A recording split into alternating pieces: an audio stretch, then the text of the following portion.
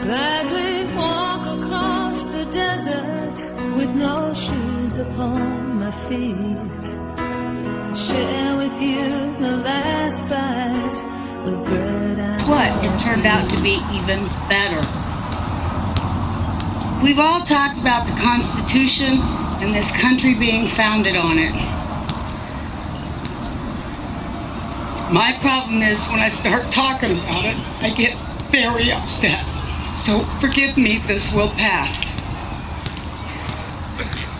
There has been perpetrated upon us the most heinous crime against humanity, and it goes so far back that you can't blame any of the administration because they are not a government. They are the United States Corporation.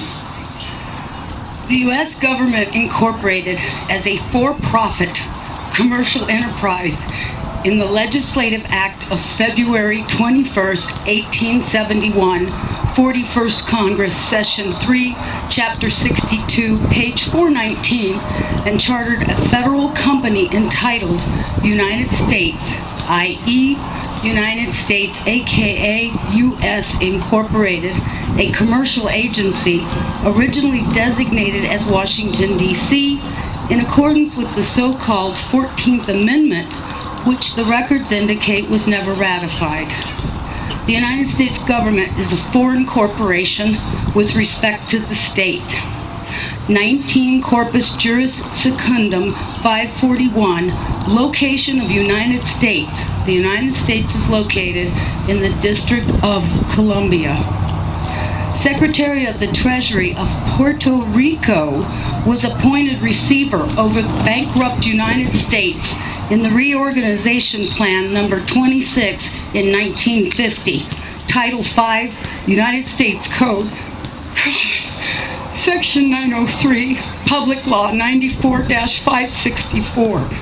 The Secretary of the Treasury of Puerto Rico, Title 27, Code of Federal Regulations, Section 251.11. The title, Secretary of the Treasury, is a euphemistic abbreviation of the actual title, Secretary of the Treasury of Puerto Rico. The Internal Revenue Service was incorporated in Delaware, is not a part of the supposed U.S. government, which is but a de facto for-profit corporation masquerading as a government. It operates out of Puerto Rico. This is the IRS. It's not registered to do business in any state, is the bookkeeping and debt collection arm of the Secretary of the Treasury of Puerto Rico. They collect for the International Monetary Fund. Everybody who gets up into the administration, the Congress, the legislation, all the way down to the local level are corporations, private companies. We are their chattel. We are their inventory. They make money off of us, and you don't even know how deep it goes. And I apologize for my passion about this. But when I found this out, it was the only time that I felt hatred for the evil slime who did this to us. In 1871, when the United States became incorporated, they attached our birth certificates to a CUSIP number on the stock exchange, which equals slave trade. And it's done every time a baby is born. There is a bond trust account set up, and they trade us on the stock market. And this is all documented, and I know it's shocking. Some of you are hearing this for the very first time, and you're thinking, oh my God, how could they possibly? They go so far as to trick us that, have you ever been to court and the judge says, do you understand? Don't ever say you do. Say, no, Your Honor, I do not understand. That simple little word doesn't mean what you think it does. You have just given him permission, if you say, yes, I do understand, that you're going to stand under whatever he wants to lay on top of you. The courts are admiralty courts. The judges, the attorneys, all belong to the Bar Association. It's still a little bit vague as to what bar stands for, but we do know the first word is for British.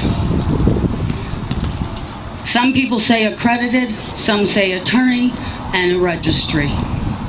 They do not work for us, we the people. We the people are working for them. We don't need a gold standard. We are the value to the Federal Reserve note. We can give value to our United States currency.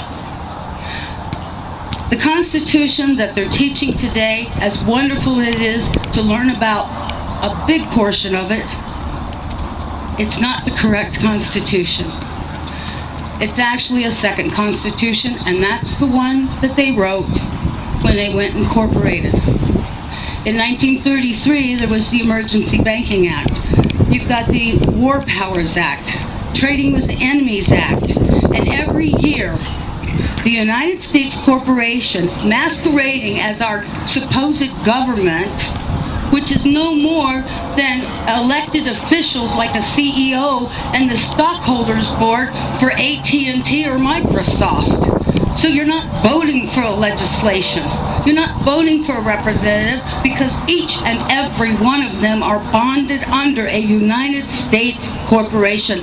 There's 37,000 subsidiaries of that corporation. Every agency, when you look it up on Dun & Bradstreet, is listed as a corporation. It is a for-profit private company, and we are their inventory. I feel bad knowing that I've been enslaved all this time, and I'm sorry for the people during the civil rights, all the wonderful ones who were already in slavery and they thought they were freed. We've all been in this boat together, and people need to really wake up, and we need to hold these corporate officials' feet to the fire and insist the corporation must be dissolved, the Federal Reserve must be banned from this country, and we must turn our system of judiciary back to a common law. If there's no harm, no loss, there's no crime. And everything else is a way to get you to pay. Even the court systems are hooked up to the QSIP system. When you get a case number on a court document and you're being charged with something, why do you think they call it a bill or being charged? Because that's exactly what's happening.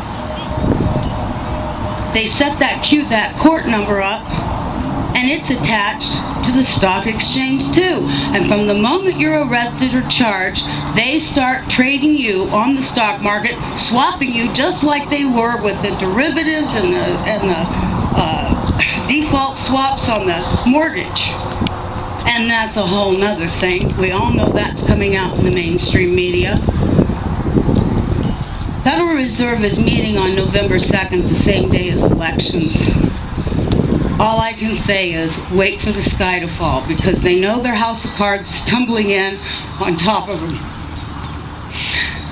And if I do nothing but go to my grave, I will see them pay for their evil that they have committed, not only against our nation, but every nation out there. It's been an illusion, and every person who gets up, even Jan Brewer, Trent Franks, I don't care who they are, they know their position. They know they've been lying to you. Why do you think they have such a disregard for the Constitution? A Constitution. They know that they're doing as they damn well please, because as an employee of a company, can you go tell the boss how to run his company? Do you think he's going to change because of you? And when you add this all up and you think back to, especially lately, it's rolling over so quickly on itself. So when you go to the polls, I'm going to the polls, but I'm writing in the name of Jesus Christ, because there's no one, I will not vote for the lesser of evil, because evil is evil. And I hope that someday we'll all be able to have real elections with a de jure government, a de jure constitution, and a common law of the land. I've got a few extra DVDs of a video called Secret of Oz. It explains the money situation very well. We don't have to have a gold standard. North Dakota has a state-owned, state-chartered bank. They do not deal with the Federal Reserve. They haven't since 1909. They have a 3.2 unemployment rate right now, and they have a $600,000 surplus, and they're just rolling along like roses. They didn't suffer during the TARP, the bailout, and all of this. They don't have a foreclosure rate. So let's open our eyes and see what one state held their feet to the fire and didn't give in to the Federal Reserve.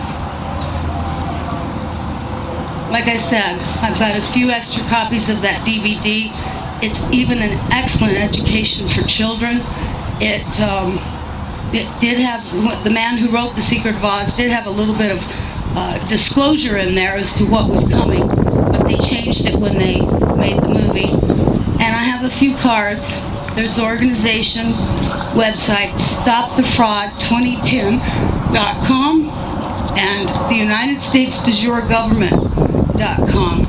And I'm going to, we have Sheriff Mack on board. We have the Go organization, several tea parties throughout the nation, and they're on a nationwide movement to have a teleconferencing call with every sheriff in every county of this country. That's 3,100 plus sheriffs on a teleconferencing call.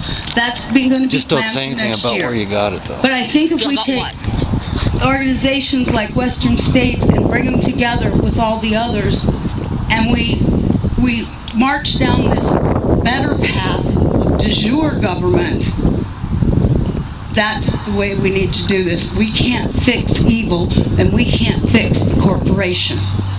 Thank you.